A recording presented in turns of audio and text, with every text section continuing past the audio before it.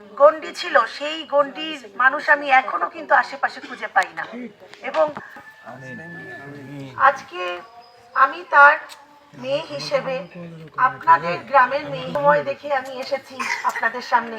হয়তো ভোটের কথা তো আছেই, উদ্দেশ্য যে আপনাদের সবার সাথে কিন্তু আমার যেহেতু আমি ছোটবেলা থেকে এখানে তেমন আসিনি, গ্রামে থাকা হয়নি, আপনারাই জানেন।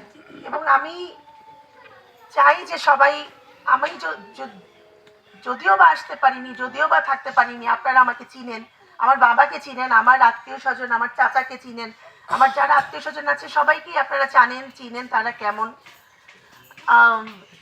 সেই হিসেবে আমি